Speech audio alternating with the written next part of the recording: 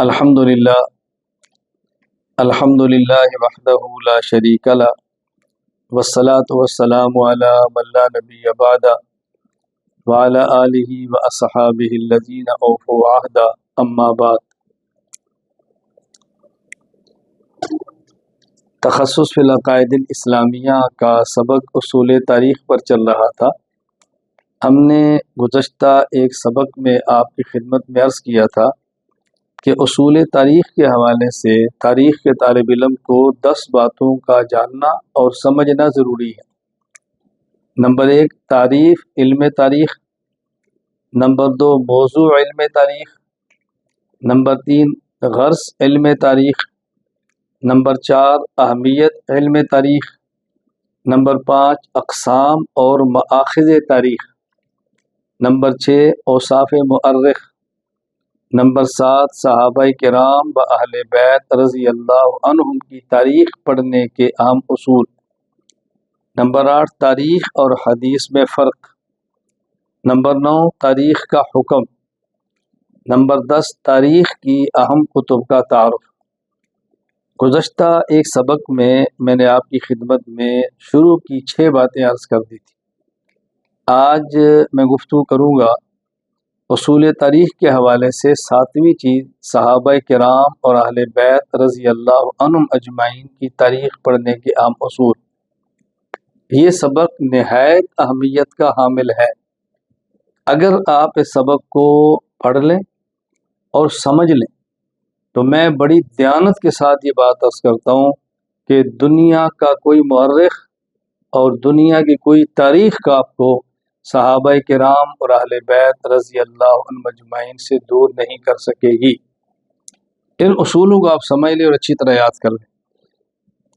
سب سے پہلے بطور فائدہ یہ سمجھیں کہ صحابی کی تعریف کیا ہے، صحابی کہتے کسے ہیں رضی اللہ تعالی عنہ۔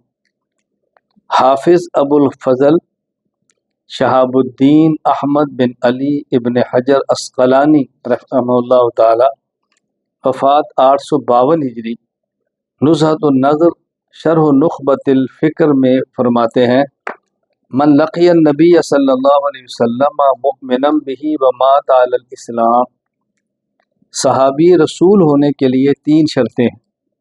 نمبر 1 اس مومن ہو، نمبر 2 حالت ایمان میں رسول اللہ صلی اللہ علیہ وسلم سے ملاقات ہوئی ہو، نمبر 3 وہ حالت ایمان پر دنیا سے رخصت ہوا۔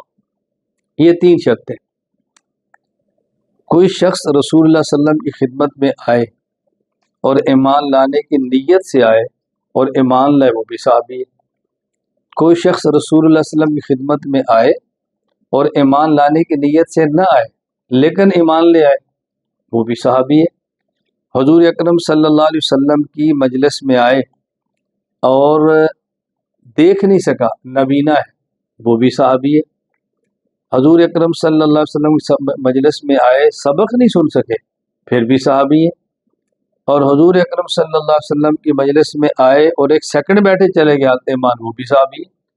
تو صحابیت کے لیے دیکھنا شرط نہیں ہے، پیغمبر سے پڑھنا شرط نہیں ہے، حضور کی بات سننا شرط نہیں ہے، زیادہ دیر تک آپ کی مجلس میں بیٹھنا شرط نہیں ہے۔ حالت ایمان ہو، رسول اللہ صلی اللہ علیہ وسلم کی ملاقات ہو اور اسی حالت ایمان پر دنیا سے رخصتی ہو، اس کو کہتے ہیں صحابی۔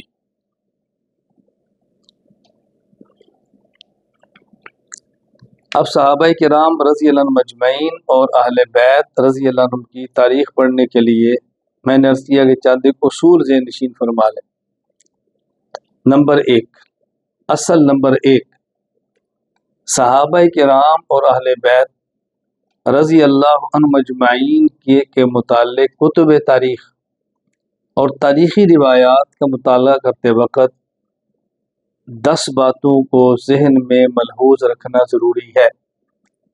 ان 10 باتوں کو ذہن نشین فرما لیں، اس کو نظر انداز نہیں کرنا۔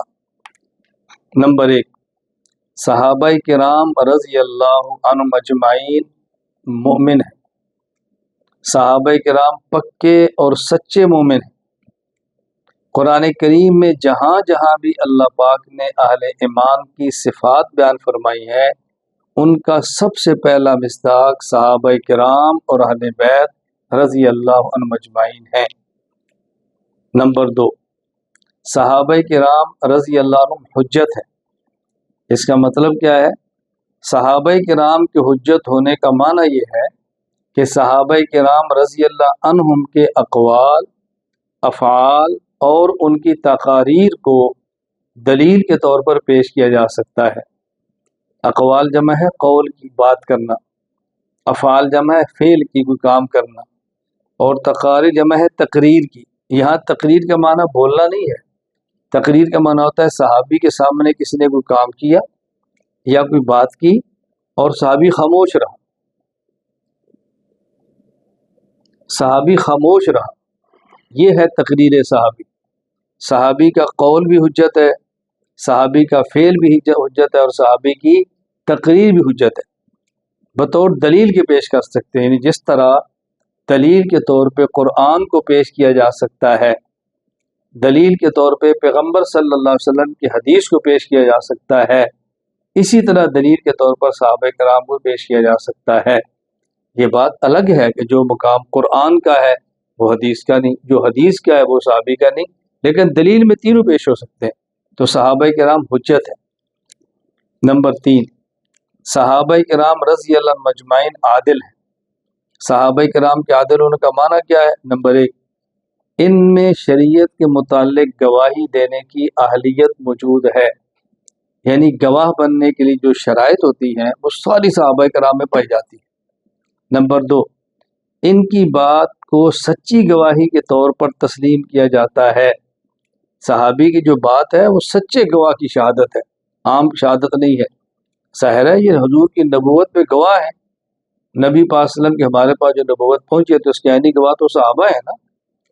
نمبر 3، دین اسلام کا مدار انہی کی روایات، مرویات اور شہادات پر ہے۔ آپ صحابہ کو درمیان سے نکال دیں تو رسول اللہ صلی اللہ علیہ وسلم کی کون سی بات ہمارے پاس پہنچے گی؟ نمبر 4، ان کی روایات اور شہادات کا انحصار ان کے عادل ہونے پر ہے۔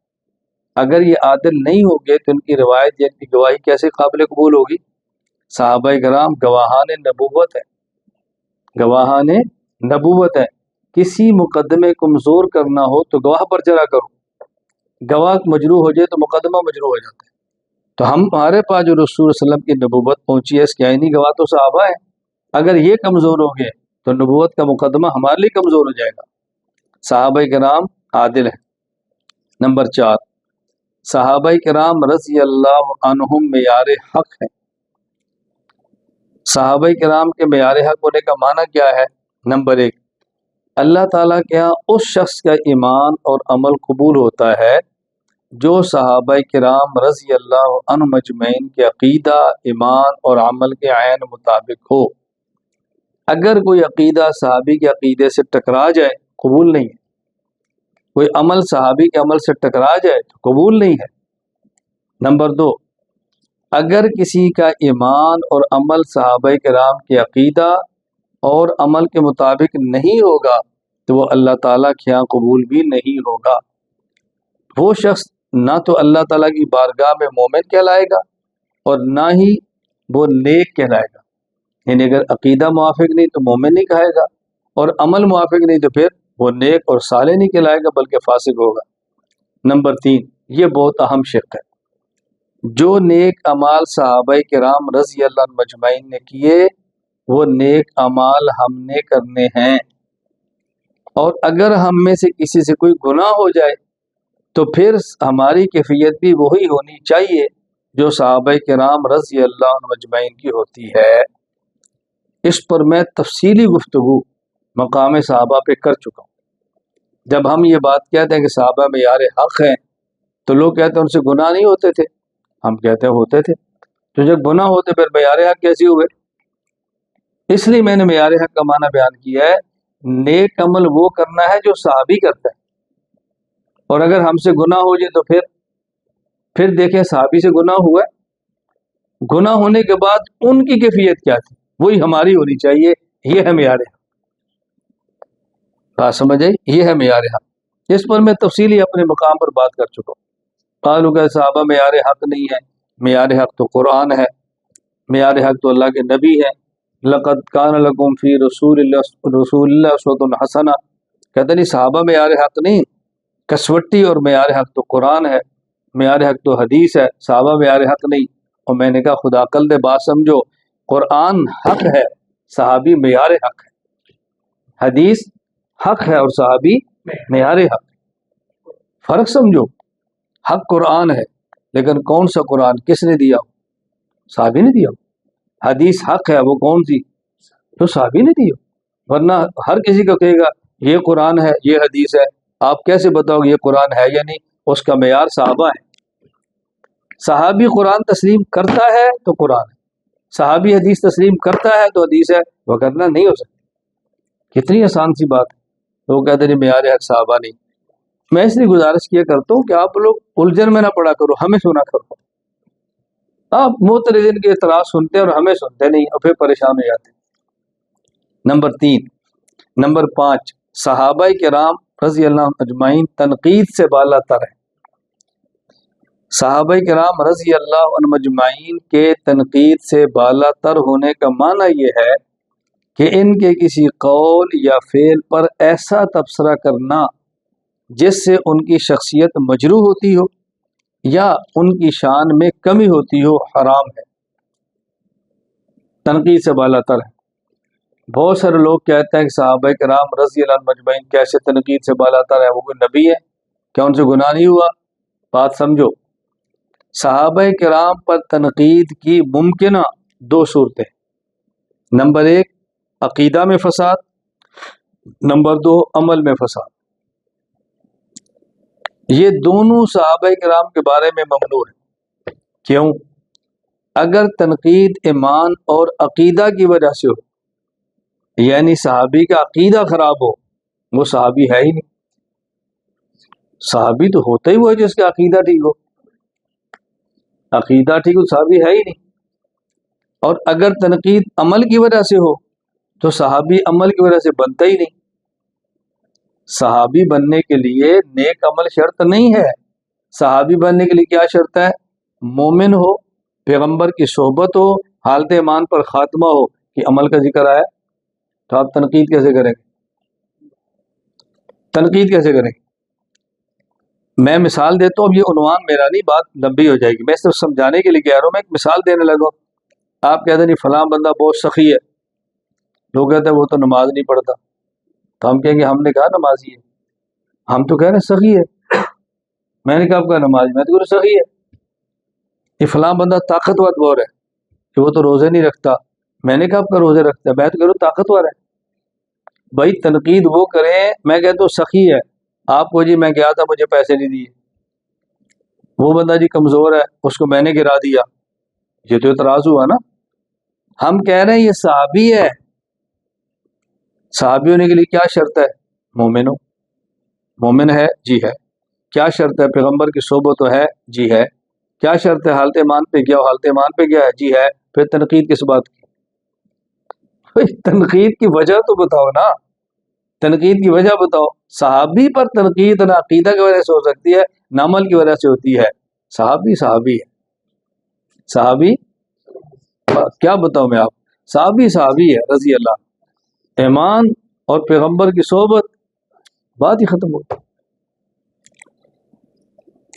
نمبر 6، صحابہ کرام رضی اللہ عنہم خدائی انتخاب ہے۔ اللہ مقام صحابیت محض اللہ کی طرف سے عطا کردہ ایک عظیم الشان منصب ہے۔ اللہ تعالیٰ نے جیسے نبوت اور رسالت کے لیے انبیاء اور رسول علیہ السلام کا انتخاب فرمایا، اسی طرح اللہ تعالیٰ نے اپنے محبوب صلی اللہ علیہ وسلم کے صحابہ کو بھی خود منتخب فرمایا۔ آپ فرماتے ہیں ان اللہ اختارنی واختار لی اصحابی، جس طرح اللہ نے مجھے نبوت کے لیے چنا ہے، ان کو میری صحابیت کے لیے چنا ہے۔ یہ خدا کے منتخب افراد۔ میں پھر عرض کروں، میرا عنوان یہ نہیں ہے، میں تاریخ کے اصول پہ بات کرنا چاہتا ہوں۔ یہ سمجھو صحابہ کون ہے، یہ خدائی انتخاب ہے، صحابہ کرام رضی اللہ تعالی عنہم اجمعین۔ بات اچھی طرح سمجھیں، نبوت وہبی چیز ہے، کسبی نہیں ہے۔ یعنی نبوت محنت سے نبی کوئی نہیں بنتا. اسی طرح صحابیت وہابی چیز ہے، کسبی چیز نہیں ہے کہ انسان اپنی محنت سے صحابی بن جائے. کوئی بندہ کہے گا جی وہابی کسبی کیوں نہیں ہے؟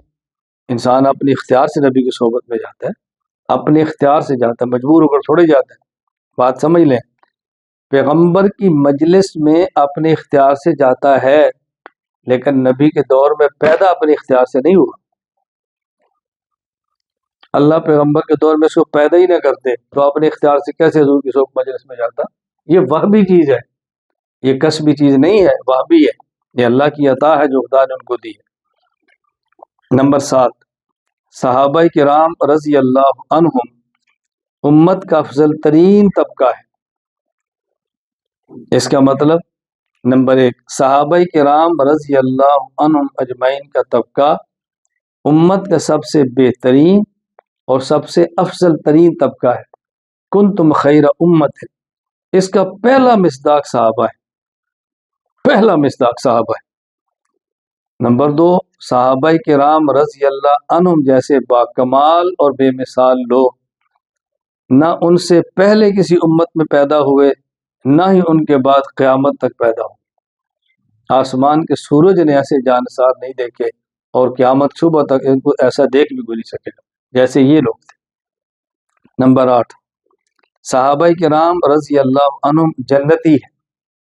اس کا مطلب نمبر 1، تمام صحابہ کرام رضی اللہ عنہم جنتی ہے.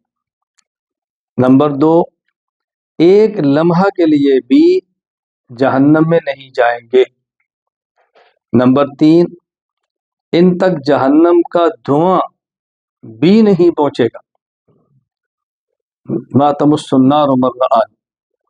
نمبر 4، یہ قیامت کے دن سیدھے جنت میں جائیں. بعض لوگ تو گارنٹی نہیں ہے نا، یہ سیدھے جنتی. نمبر 9، صحابہ کرام رضی اللہ عنہم محفوظ ہیں. اس کو بہت اچھی طرح سمجھیں. صحابہ کرام رضی اللہ عنہم کے محفوظ ہونے کا معنی یہ ہے کہ اگر ان میں سے کسی سے کبھی کوئی گناہ ہوا ہے تو اللہ تعالیٰ نے ان کے ذمہ میں وہ گناہ باقی رہنے نہیں دیا.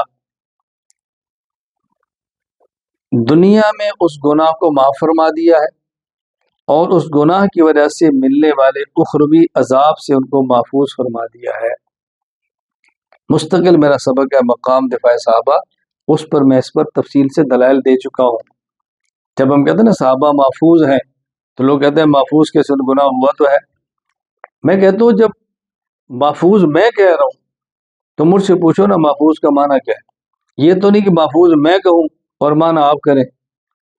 اسے علماء کی زبان میں کہتے ہیں توجیہ القائل بما لا یرضی بہ القائل، یعنی آپ میرے لفظ کا وہ معنی کر رہے ہیں جو میں نہیں چاہتا. بھائی جو میں چاہتا ہوں وہ کرے نا. یہ بات اچھی طرح آپ سمجھیں. میں اس لیے کہا کرتا ہوں 3 لفظ یاد رکھ لیں. اہل سنت والجماعت کا اتفاقی عقیدہ ہے نبی معصوم ہے، صحابی محفوظ ہے، مجتہد ماجور ہے. نبی معصوم ہے، اللہ نبی سے گناہ ہونے نہیں دیتا. صحابی محفوظ ہے، صحابی سے گناہ ہو جاتا ہے، اللہ صحابی کے نامہ اعمال میں باقی رہنے نہیں دیتا. مجتہد ماجور ہے، مجتہد سے اجتہادی خطا ہو جاتی ہے لیکن اس خطا اجتہادی پر بھی اللہ اس کو اجر دیتے. بتائیں وہ مجتہد جس کی خطاؤں پر بھی اجر ملتا ہو. سبحان اللہ، کتنے بڑے لوگ جن کی خطاؤں پر بھی اجر ملتا ہے. نمبر 10، صحابہ کرام رضی اللہ عنہم اجمعین کا اجماع معصوم ہے.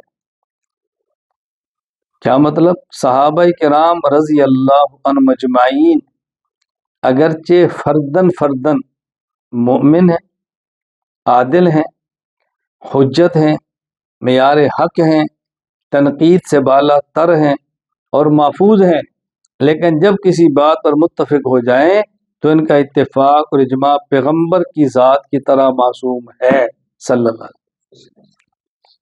میں اس لیے کہا کرتا ہوں اپنے ساتھیوں کو یہ باتیں یاد کیا کرو. صحابہ کرام میں سے ہر صحابی مومن ہے، عادل ہے، حجت ہے، معیار حق ہے، خدائی انتخاب ہے، امت کا اعلیٰ طبقہ ہے، تنقید سے بالا تر ہے، محفوظ ہے، اور جب کسی مسئلے پر جمع ہو جائیں تو نبوت کی طرح معصوم ہے۔ جب جمع ہو جائے، میں اس پہ دلائل دے چکا ہوں مقام دفاع صحابہ میں اب اس موضوع پہ دلائل دے رہا، میں تاریخ پہ بات کر رہا ہوں۔ میں ایک جلسے میں گیا تو اس کا عنوان تھا چاند ستارے، کانفرنس کا نام تھا چاند ستارے، یعنی نبی اور صحابہ۔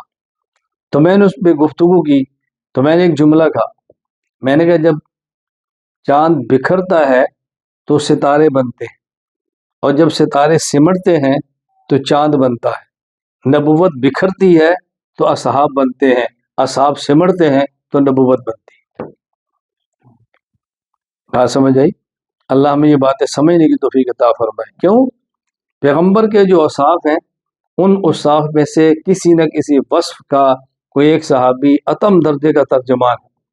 وصف صداقت کا کامل ترجمان صدیق ہے، وصف عدل کا اتم عمر ہے، وصف حیا کا اتم عثمان ہے، وصف شجاعت کا اتم علی ہے، تدبر کا یہ ہے۔ لیکن جب یہ سارے جمع ہو جائیں تو پھر پیغمبر کے سارے اوصاف آ جاتے ہیں اکٹھے ہو کر، اس لیے ہم ان کو پھر معصوم مان لیتے ہیں۔ اصل نمبر 2، دوسرا اصول کیا ہے؟ یعنی صحابہ کرام رضی اللہ عنہم مجمعین اور اہل بیت کے متعلق تاریخ کا مطالعہ کرنا ہو تو یہ اصول ذہن میں رکھنے ہیں۔ پہلا اصول میں نے بیان کیا کہ ان 10 چیزوں کو ذہن میں رکھنا ہے اور پھر صحابہ کے بارے میں تاریخ پڑھنی ہے۔ ان اصولوں کے بغیر آپ تاریخ پڑھو گے تو مار کھاؤ گے۔ بات تو اصولوں کی ہوتی ہے نا، بات تو بغیر اصول کے نہیں ہوتی، بات اصولوں کی ہوتی ہے۔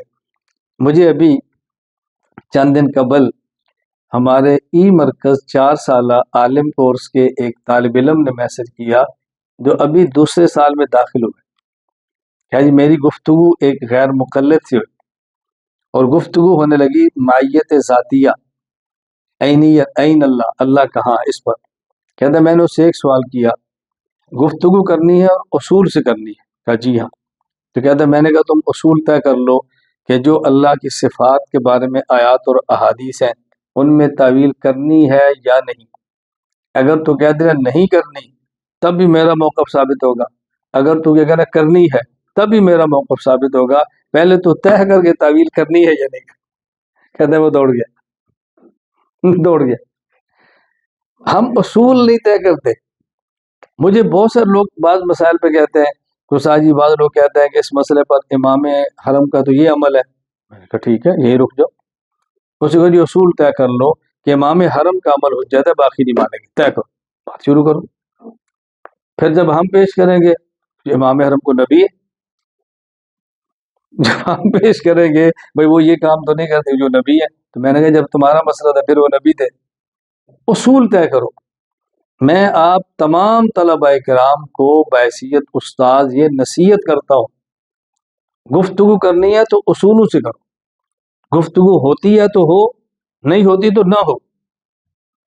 ہمارا عام مزاج گفتگو ضرور کرنی ہے، بے اصول یا با اصول، بے اصول کبھی گفتگو نہیں ہوتی۔ جب بھی گفتگو کر اصول سے طے کرو، بغیر اصول کے کبھی گفتگو نہ کرو۔ میں نے اس پر کتنے واقعات آپ کو سنا چکا ہوں۔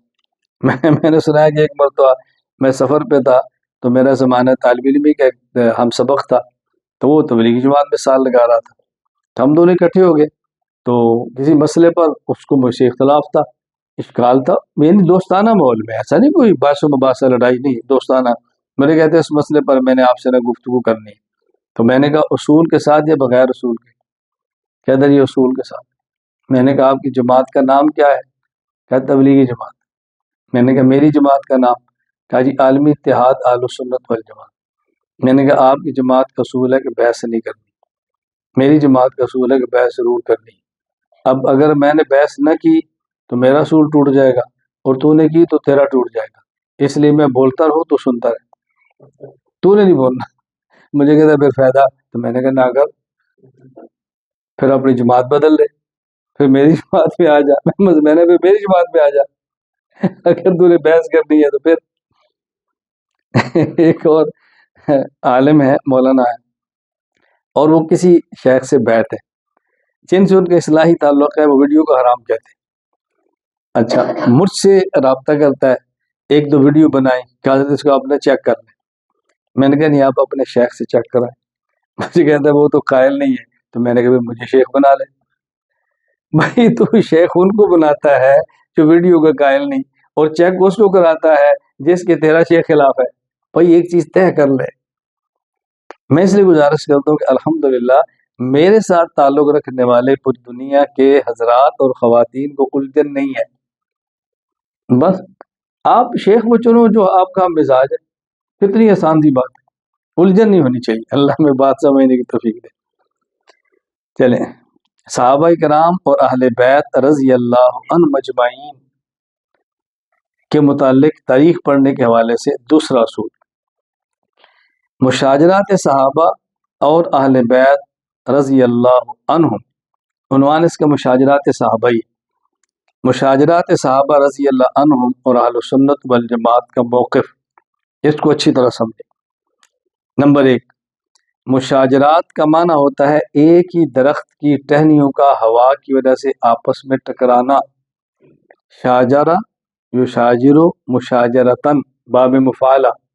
اس کی خاصیت جانبین سے، شجر ہے نا درخت، اور مشاجرہ درخت کی ٹہنیوں کا آپس میں ٹکرانا. تو نمبر 1. نمبر 2، مشاجرات صحابہ رضی اللہ عنہ کا معنی یہ ہے کہ یہ سب کے سب ایک ہی ایمان والے درخت کی شاخیں ہیں. آزمائشوں اور خارجی سازشوں جیسے ناموافق ہواؤں کی وجہ سے آپس میں ٹہنیوں کی طرح ٹکرا بھی گئے، مگر کوئی بھی شجرہ ایمان سے جدا نہیں ہوا. ایک درخت کی ٹہنیاں ہوا چلے آپس میں ٹکراتی رہیں تو ٹھیک رہتی ہیں، لیکن جو درخت سے کٹ جائے وہ ختم ہوتی ہے. جو درخت کے ساتھ رہے اور ٹکراتی رہے وہ تو درخت کا حسن ہوتا ہے. وہ تو درخت کا حسن ہوتا ہے نا. اس لیے کوئی ایک بھی شجرہ ایمان سے الگ نہیں ہوا، ٹکراتے لیکن نہیں شجرہ ایمان کے ساتھ. نمبر 3، ان مشاجرات کی وجہ سے کوئی ایک بھی ایمان سے خارج نہیں ہوا، مومن رہے. نمبر 4، ان جنگوں اور مشاجرات کی وجہ سے فریقین میں سے ایک ثواب اجتہادی اور دوسرا فریق خطا اجتہادی پر ہے.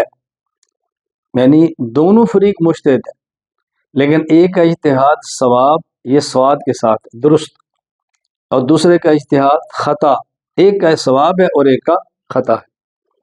نمبر 5، ان معاملات میں خلیفہ راشد، مشاجرات صحابہ میں خلیفہ راشد حضرت علی رضی اللہ تعالی عنہ مجتہد مصیب اور ان کا اجتہاد ثواب، اور ان کے مقابلے میں آنے والے لوگ مجتہد مختی اور ان کا اجتہاد خطا پر تھا. نمبر 6، مشاجرات صحابہ کی وجہ سے فریقین میں سے کسی ایک کی بھی فضیلت اور مقام میں کچھ کمی نہیں آئی. نمبر 7، مشاجرات میں فریقین کا اختلاف حق اور باطل کا اختلاف نہیں تھا.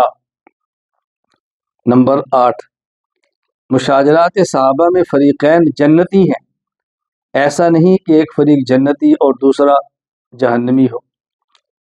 نمبر 9، مشاجرات صحابہ میں فریقین میں سے ہر ایک مجتہد ہے اور اپنے اجتہاد کی بنیاد پر اجر کا مستحق ہے. نمبر 10، مشاجرات صحابہ میں حضرت علی رضی اللہ تعالیٰ عنہ مجتہد مصیب ہونے کی وجہ سے دوہرے اجر، اور حضرت معاویہ رضی اللہ تعالیٰ عنہ مجتہد مختی ہونے کی وجہ سے اکہرے اجر کے مستحق ہیں. یہ 10 باتیں آپ ذہن نشین فرما لیں. مشاجرات کے بارے میں کبھی آپ کو الجھن پیش نہیں آئی. تفصیل کے لیے آپ میرے دلائل سنیں، پڑھیں. میں نے مشاجرات پر تفصیل سے بات کی ہے. صحابہ کرام اور اہل بیت رضی اللہ عنہ مجمعین کے متعلق تاریخ پڑھنے کے حوالے سے تیسرا اصول، اصل نمبر 3،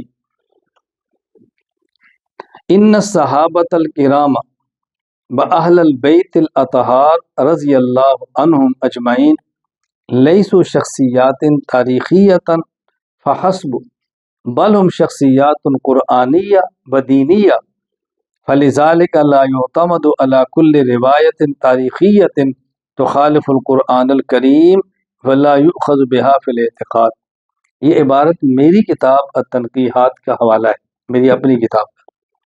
صحابہ کرام اور اہل بیت رضی اللہ عنہم صرف تاریخی شخصیات نہیں بلکہ وہ قرآنی اور دینی شخصیات، اس لیے کوئی بھی ایسی تاریخی روایت جو قرآن کریم کے خلاف ہو وہ نہ قابل عمل ہے اور نہ ہی قابل عقیدہ، اس کو قطعاً ہم قبول نہیں کریں گے۔ ذہن نشین فرمائیں، اس کی مثال سمجھیں، یہ بڑی اہم مثال ہے۔ جنگ صفین سن 37 ہجری میں حضرت علی امیر معاویہ رضی اللہ عنہما کے درمیان ہوئی۔ اس جنگ صفین کے بعد واقعہ تحکیم پیش آیا۔ واقعہ تحکیم کا خلاصہ کیا تھا؟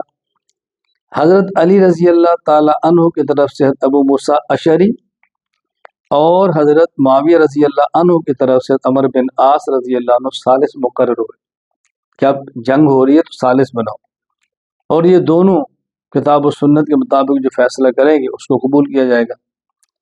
اس کے حوالے سے چند ایک تاریخی روایات میں پڑھتا ہوں، پھر میں خلاصہ بیان کرتا ہوں۔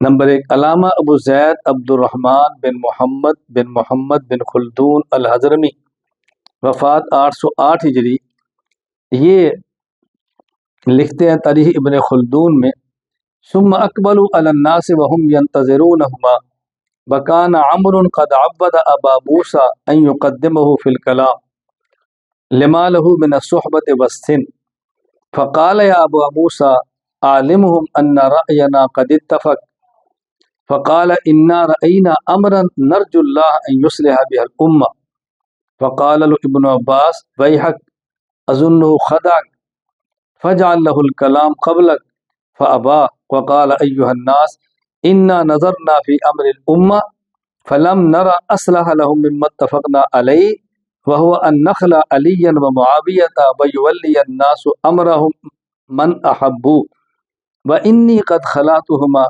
فولوا من رأيتموه أهلا، فقال عمرو إن هذا قد خلع صاحبه وقد خلعت كما خلعه وأثبت معاوية فهو ولي بن عفان وأحق الناس بمقام۔ خلاصہ کیا ہے؟ میں صحیح یا غلط ہونے سے بات نہیں کر رہا، میں بتا جو تاریخی روایت ہے کیا، بات میں کریں گے۔ حضرت علی اور معاویہ رضی اللہ عنہما کے درمیان جنگ صفین ہوئی، پھر فیصلہ ہوا کہ 2 ثالث بناؤ، یہ فیصلہ کریں۔ حضرت علی رضی اللہ تعالیٰ عنہ کی طرف سے حکم بنے ابو موسیٰ اشعری، اور حضرت امیر معاویہ رضی اللہ عنہ کی طرف سے حکم بنے حضرت عمرو بن عاص۔ اب ان دونوں نے مشورہ کیا اور حضرت عمرو بن عاص نے ابو موسیٰ سے کہا کہ پہلے تم اپنا فیصلہ سناؤ، جو ہمارے درمیان گفتگو تم سناؤ۔ جب حضرت ابو موسیٰ اشعری فیصلہ سنانے لگے تو حضرت عمرو بن عاص نے کہا کہ آپ عمر میں بڑے ہیں اور آپ نے مجھ سے پہلے کلمہ پڑھا ہے، آپ صحابیت بھی بڑے ہیں، تو بہتر ہے کہ پہلے آپ پیش کریں رائے، اس کے بعد پھر میں سناؤں۔ جب یہ سنانے کے لیے کھڑے ہوئے تو ان نے فرمایا کہ میں اور عمرو بن عاص دونوں ایک بات پر متفق ہیں اور ہم اللہ کو گواہ بنا کر کہہ رہے ہیں تاکہ امت کا فائدہ ہو۔ حضرت عبداللہ بن عباس رضی اللہ عنہما حضرت ابو موسیٰ اشعری فرمانے لگے کہ پہلے عمرو بن عاص کو بات کرنے دے، مجھے لگتا ہے کہ اس نے تجھے پسا لیا۔ انہوں نے کہا نہیں میں کروں گا، چلو کر لو۔ حضرت ابو موسیٰ اشعری کھڑے ہوئے تو انہوں نے فرمایا میں اور عمر دونوں اس بات پر متفق ہیں کہ ہم حضرت علی اور معاویہ دونوں کو خلافت سے معزول کرتے ہیں اور تم جس کو چاہو اپنا خلیفہ مقرر کرو۔ یہ بات کہ ابو موسیٰ اشعری بیٹھ کے حضرت عمرو بن عاص کھڑے ہوئے تو انہوں نے کہا حضرت ابو موسیٰ نے اپنا فیصلہ سنا دیا، ان کے فیصلے کے مطابق حضرت علی کی خلافت ختم ہو گئی ہے، میں اپنے جن کا میں وکیل ہوں حضرت معاویہ کو خلافت پر برقرار رکھتا ہوں، بس میں برقرار رکھتا ہوں۔ جب یہ بات کہنی تھی تو انہوں نے فیصلہ سنا دیا اپنا۔ ایک روایت اتنی ابن خلدون، دوسری روایت دیکھ۔ دوسری روایت کیا ہے؟ جو امام ابو الحسن عز الدین علی بن ابی الکرم محمد بن محمد الشیبانی الجزری ابن الاسیر رحمہ اللہ الکامل فی التاریخ میں لکھتے ہیں، فقال سعد ما اذهبك يا ابا موسى عن امر ومقايده، فقال ابو موسى فما اصنع، وافقني على امر ثم نزع عنه، وقال عبد الرحمن بن ابي بکر لو مات الاشعری قبل هذا اليوم لكان خيرا له۔ حضرت سعد بن ابی وقاص فرمانے لگے ابو موسیٰ تو عمر کی چلاکیوں کو نہیں سمجھ سکا، تو کتنا کمزور آدمی، تو ان کی چلاکی نہیں سمجھا کہ تیرے خلاف کیا گیم ہو گئی ہے۔ حضرت ابو موسیٰ فرمانے لگے تو پھر میں کیا کرتا، میرے ان کے درمیان یہی فیصلہ تھا کہ ہم یہ فیصلہ سنائیں، میں نے اس کے مطابق چلا دیے، وہ اپنے فیصلے پھر گئے تو میں کیا کروں۔ حضرت عبد الرحمن بن ابو بکر رضی اللہ عنہ فرمانے لگے اے ابو موسیٰ، اے کاش تو آج کے دن سے پہلے ہی مر جاتا، ہمیں یہ دن دیکھنا نہ پڑتا۔ یہ میں تاریخ سنا رہا ہوں۔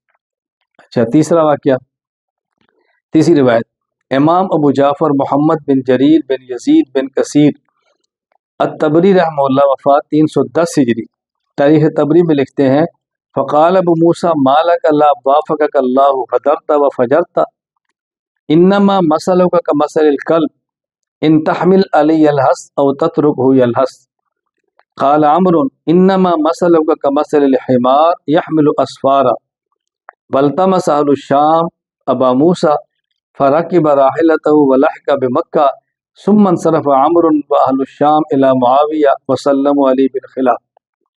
تیسری روایت کیا تاریخ طبری میں ابو موسیٰ اشعری رضی اللہ تعالیٰ عنہ عمر بن عاص سے کہا یہ تم نے کیا کیا، تم نے مجھے دھوکہ دیا ہے، تو گناہ گار ہے۔ اور لفظ کیا بولے جو تاریخ میں، یہ لفظ ثابت نہیں، میں تاریخ سنا رہا ہوں۔ انہوں نے کہا تمہاری مثال اس کتے کی طرح ہے جس پر بوجھ ڈالو تب بھی ہانکتا ہے اور بوجھ نہ ہو تب بھی ہانکتا ہے، کتا زبان نکال کر ہانکتا رہتا ہے۔ حضرت عمر فرمانے لگے تیری مثال اس گدھے کی طرح جس پر کتابیں لا دی تو اس کو کچھ سمجھ نہ چلے۔ تو یعنی اس تاریخ کے مطابق حضرت ابو موسیٰ اشعری نے حضرت عمر بن عاص کو کتا کا، اور عمر بن عاص نے ابو موسیٰ اشعری کو گدھا کا، یہ ہے تاریخ۔ اب حضرت ابو موسیٰ اشعری جو تھے رضی اللہ تعالیٰ عنہ کو تلاش کیا گیا، وہ اونٹ سواری پر بیٹھ کر مکہ چلے گئے، حضرت علی کو ملے بھی نہیں، اور عمر اور اہل شام حضرت معاویہ کے پاس چلے گئے، ان کی خلافت کا اعلان کر دیا۔ اب آپ دیکھیں یہ جو تاریخی روایت ہے اس سے کیا ثابت ہوتا ہے، الیاذ باللہ کے صحابہ کرام رضی اللہ عنہم اجمعین آپس میں ایک دوسرے کو کتا اور گدھا کہنے سے بھی باز نہیں آتے۔ اب ہم نے دیکھنا ہے کہ یہ جو تاریخی روایت ہے، صحابہ کرام قرآنی اور دینی شخصیات، اور یہ روایت تاریخی ہے، صحابہ کرام کے بارے میں قرآن کیا کہتا ہے، اگر اس کے موافق ہے تو اس کو لے لو، نہیں موافق تو اس کو رد کر دو۔ قرآن کریم کیا کہتا ہے، دیکھیں سورہ آل عمران آیت نمبر 103 وَاذْكُرُوا نِعْمَتَ اللَّهِ عَلَيْكُمْ إِذْ كُنْتُمْ أَعْدَاءً فَأَلَّفَ بَيْنَ قُلُوبِكُمْ فَأَصْبَحْتُمْ بِنِعْمَتِهِ إِخْوَانًا۔ اللہ فرماتے ہیں وہ دن یاد کرو کہ تم آپس میں دشمن تھے، خدا نے تمہارے دل میں ایک دوسرے کی محبت ڈالی ہے جس کی وجہ تم آپس میں ایک دوسرے کے بھائی بھائی بن گئے۔ تو جب دلوں میں محبت اور بھائی بھائی ہوں تو ایک دوسرے کتا اور گدھا کو بھائی بھی کہتا ہے، سمجھے۔ اسی طرح سورۃ الحجرات آیت نمبر 3 ان الذين يغضون اصواتهم عند رسول الله اولئك الذين امتحن الله قلوبهم للتقوى لهم مغفرة واجر عظیم۔ بے شک جو لوگ رسول اللہ صلی اللہ علیہ وسلم کے پاس اپنی آوازیں نیچی رکھتے ہیں، یہی وہ لوگ ہیں جن کے دلوں کو اللہ نے تقوی کے لیے جانچا، ان کے لیے مغفرت ہے، ان کے لیے بہت بڑا اجر ہے۔ ان کے قلوب تقوی سے بھرے پڑے، جن کے قلب کے اندر تقوی ہو وہ اپنے مومن بھائی کو کتا یا گدھا کہتا ہے۔ سورۃ الفتح آیت نمبر 29 محمد الرسول اللہ والذین معہ اشداء والکفار رحماء بینہم، حضرت محمد صلی اللہ علیہ وسلم اللہ کے رسول ہیں اور ان کے ساتھ ہیں جو صحابہ وہ کفار پہ سخت ہیں اور آپس میں نرم۔ تو جو آپس میں نرم ہوگا، رحم ہوگا، محبت ہوگا تو کیا وہ گدھے اور کتے کی طرح ایک دوسرے کو پکاریں گے؟ تو یہ تاریخی روایات قرآن کریم کی آیات کے خلاف ہے۔ جو صفات قرآن کریم کی اللہ نے بیان، قرآن کریم میں اللہ نے صحابہ کی بیان فرمائی ہے، یہ روایت ان صفات کے خلاف، اس لیے ہم اس روایت کو ماننے کے لیے تیار نہیں ہیں۔ صحابہ کرام رضی اللہ عنہم اور اہل بیت رضی اللہ عنہم کے متعلق تاریخ کا مطالعہ کرنے کے لیے جن اصولوں کو سمجھنا ضروری ہے ان میں اصل نمبر 4 کل روایت تاریخیت ترد فی شان صحابۃ الکرام و اہل البیت الاطہار رضی اللہ عنہم وتکون مخالفۃ للحدیث الصحیح فلا تقبل ولا يعبر علیہا۔ ہر وہ تاریخی روایت جو صحابہ کرام اور اہل بیت اطہار رضی اللہ عنہم کے بارے میں منقول ہو لیکن وہ صحیح حدیث کے خلاف ہو تو ایسی روایت نہ قبول کی جائے گی اور نہ ہی اس پر اعتماد کیا جائے گا۔ کتاب التنقیحات یہ میری کتاب ہے جس کا حوالہ میں دے رہا ہوں، آپ اس کی مثال سمجھیں۔ حضرت امیر معاویہ رضی اللہ تعالیٰ عنہ پر تاریخ کی بنیاد پر اعتراض کیا جاتا ہے کہ آپ نے اپنے بیٹے یزید کی بیعت کرانے کے لیے رشوت دی، اور روایت کیا پیش کی جاتی ہے؟ مؤرخ ابو الحسن عز الدین علی بن محمد بن عبد الکریم الشیبانی ابن الجزری رحمہ اللہ وفات 630 ہجری الکامل فی التاریخ میں لکھتے ہیں بصار المغیرۃ حتی قدم الکوفہ وذاکر من یصب الیہ فمن یعلم انہ شیعۃ لبنی امیۃ امر یزید فاجابوا الی بیعتہ فاوفد منهم 10 ویقال اکثر من 10 وآتاہم 30,000 درہم فجعل علیہم ابنہ موسیٰ بن المغیرہ وقدموا على معاویہ فزین له بیعت یزید ودعوه الى عقدها وقال معاویہ لا تعجلوا بإظہار هذا وكونوا على رأيكم ثم قال لموسیٰ بکم اشترى ابوك من هؤلاء دینهم قال ب30,000 قال لقد هان علیہم دینهم۔ کہتے ہیں کہ مغیرہ یہ صحابی رسول ہے نا، حضرت مغیرہ رضی اللہ تعالیٰ عنہ کہتے ہیں یہ کوفہ آئے اور جن پر ان کو اعتماد تھا اور یہ جانتے تھے کہ حضرت بنو امیہ کے لوگ ہیں، ان کے سامنے انہوں نے یزید کے معاملے کو چھیڑا کہ امیر معاویہ کا بیٹا یزید اس کو ولی عہد بنا دیا جائے، تو ان نے کہا ٹھیک ہے ہم اس کے لیے تیار ہیں۔ اس کے بعد ان نے ان میں سے 10 بندوں کو چنا اور 10 کو چن کے ان کو حضرت امیر معاویہ کے پاس شام بھیجا اور ان میں سے ہر ایک کو 30,000 درہم دی اور ان کے اوپر اپنے بیٹے موسیٰ بن مغیرہ کو امیر بنا دیا۔ جب حضرت معاویہ کے پاس گئے تو ان حضرت معاویہ رضی اللہ عنہ کے پاس جا کر یزید کی بیعت کے بارے میں باتیں کی کہ آپ ان کو بنا لیں، بڑا اچھا ہے، یہ ہے وہ ہے، تعریفیں کی۔ حضرت معاویہ رضی اللہ تعالی عنہ نے فرمایا کہ فی الحال تم اس کو ظاہر کرنے میں جلدی نہ کرو، اپنی رائے باقی رکھو، لیکن ابھی لوگوں کے سامنے اس کو مت چھیڑو۔ پھر حضرت معاویہ رضی اللہ تعالیٰ عنہ نے مغیرہ بن شعبہ رضی اللہ عنہ صحابی ان کے بیٹے موسیٰ سے پوچھا کہ تمہارے والد مغیرہ نے ان کو کتنے پیسوں میں خریدا ہے؟ انہوں نے کہا جی 30,000 درہم۔ تو انہوں نے فرمایا کہ لقد ہان علیہم دینہم، تو ان کا دین ان کی نظروں میں تو بہت سستا ہے، تو 30,000 کے اندر بک گئے۔ اب اس بنیاد پر اعتراض کرتے ہیں کہ امیر معاویہ رضی اللہ تعالیٰ عنہ نے رشوت دی، یعنی صحابی نے دی، امیر معاویہ اس پر خاموش ہے، تو اس کا معنی اس کے اندر شامل ہے، بندے بھیجے تھے۔ اب اس کا جواب ذہن نشین فرما لیں، 2 جواب۔ ایک اس کا جواب اصولی ہے کہ ایک طرف حضرت امیر معاویہ رضی اللہ تعالیٰ عنہ وہ جلیل القدر صحابی ہے کہ جن کے فضائل اللہ کے نبی صلی اللہ علیہ وسلم کی مبارک زبان سے نکلے، رسول اکرم صلی اللہ علیہ وسلم نے کو دعائیں دی ہیں۔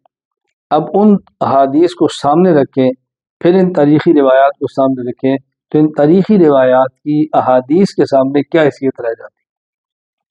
میں اس میں چند ایک نقل کر دیتا ہوں۔ نمبر 1، امام ابو بکر محمد بن حسین بن عبداللہ الاجری رحمہ اللہ وفات 360 ہجری الشریعہ میں لکھتے ہیں، اذبار بن ساری رضی اللہ فرماتے ہیں میں نے رسول اللہ صلی اللہ علیہ وسلم کو یہ فرماتے ہوئے سنا، آپ نے فرمایا اللہم علم معاویۃ الکتاب والحساب وقہ العذاب، اے اللہ معاویہ کو قرآن کا علم دے، ان کو حساب کا علم دے، اے اللہ ان کو دنیا اور آخرت میں عذاب سے محفوظ فرما۔